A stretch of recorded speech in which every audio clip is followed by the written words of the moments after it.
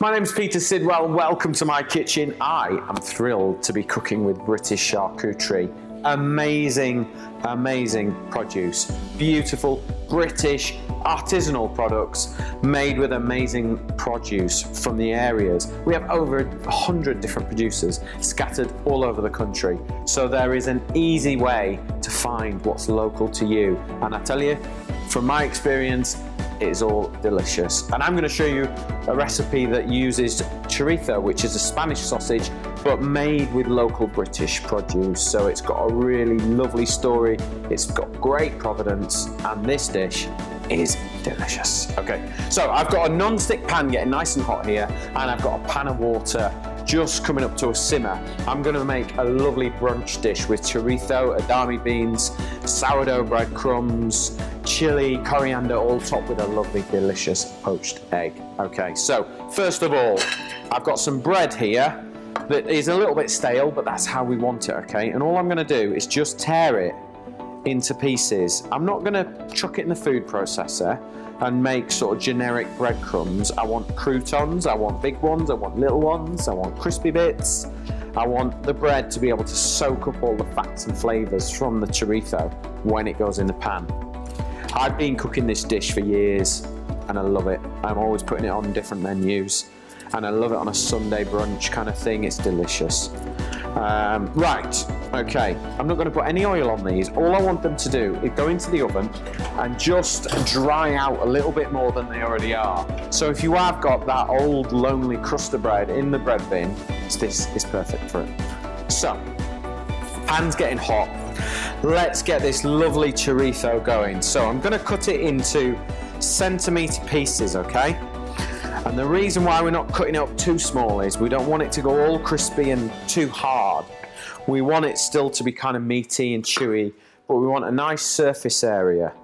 So, cut it and cut side, pop it straight into the pan on a medium heat pan, okay? Because we want to start melting out the fats and the flavours. Okay, so we'll add a touch of olive oil in there as well to help it kind of on its way.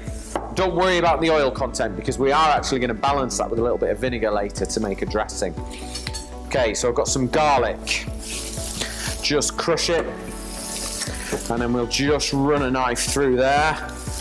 That's enough. That can go straight in the pan. And then chili, it's optional. I'm going to go half. Just to make it nice and warm. This just works so well with the poached egg that we're going to sit on top of it. It is just made for it. Okay, so no seeds in there, just the chili. Okay, let's get a spoon and just start to move all this about. Oh, lovely. Okay, so I'm also going to add, I've got a little bit of smoked paprika here. Not too much, just to give it, just to kind of reinforce the chorizo really. So it's like maybe quarter of a teaspoon.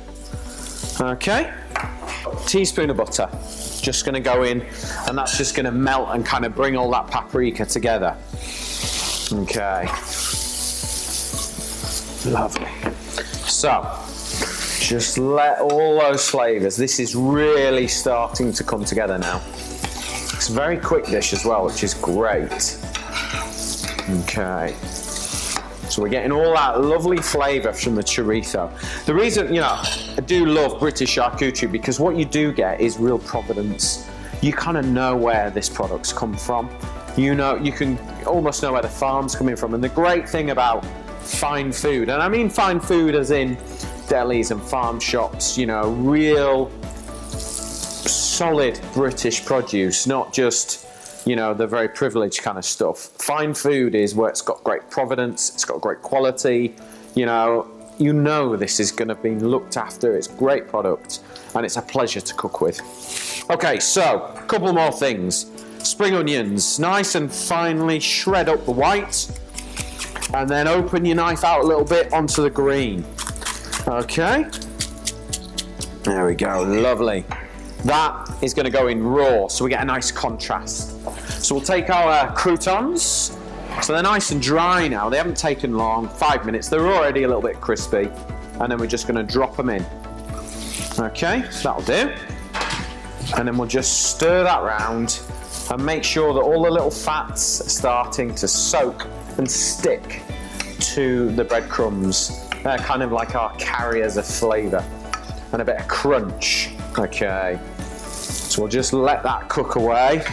Right, so we're just gonna let those croutons kind of soak all those little bits of flavour up.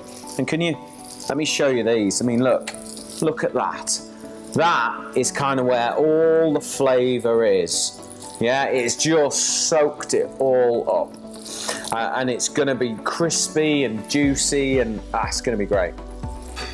So, leave those there. So I've got my raw spring onions and I've got some edamame beans that are cooked, cooled. They're just gonna all go in and warm through. So we're gonna turn our attention to the egg poaching, okay? So I've got boiling water, nothing else. I've got a lovely free-range egg and I'm gonna crack it into an espresso cup. Let's give the water just a couple of turns with a whisk and then take the cup, submerge it in the water using the handle and release the egg, okay? And that's it. We're gonna leave it now, let it do its thing. This pan shouldn't be boiling like mad. It should be just bubbling away like a little jacuzzi, all right? So if it's too bubbling, it's too hot, just turn it down. And now I'm gonna turn the heat right down because this is a poached egg, okay? It poaches in warm water. It doesn't boil like crazy. So while that's happening, I've got some vinegar. So I'm just gonna add a little bit of vinegar into my pan. And it's really important that you add this, not over the bread, you add it to the pan, because we're trying to lift off the flavour of all the ingredients, okay? So there we go, give that a stir. Right, let's pop our beans and our spring onions in. There we go. Let's give that a nice stir around. So now we've got this really lovely contrast of colour and flavour. Okay, and we can plate this up while our egg is poaching.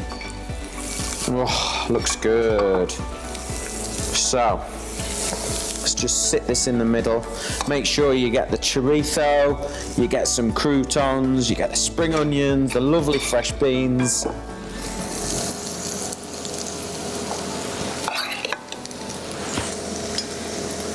There we go. And I'm just going to make a little sort of flat top there for the egg to sit on. Okay. Some of this extra, make sure you get that chorizo. Chorizo and eggs, just made for each other. Such a good combination of flavours. And it's got to be a runny egg, it really does. I can't stress how important it is. Okay, got a few little pieces of coriander maybe. They'll work well. Just pop those on there. Let's have a look for our egg. So I haven't touched it, I haven't moved the pan around. I've just let it kind of just sit gently in that hot water. It's not moved, it's not bounced around. It's just there. So all I am going to do is just lift that egg, work it around the edges, drain that water off, okay? And then we're just going to sit that on top, nice and gently. There we go. A little bit of black pepper on top is a must for me. And I'm going to finish it with a tiny drizzle of oil to give it a silkiness. And that is my beautiful chorizo, poached egg and sourdough breadcrumbs.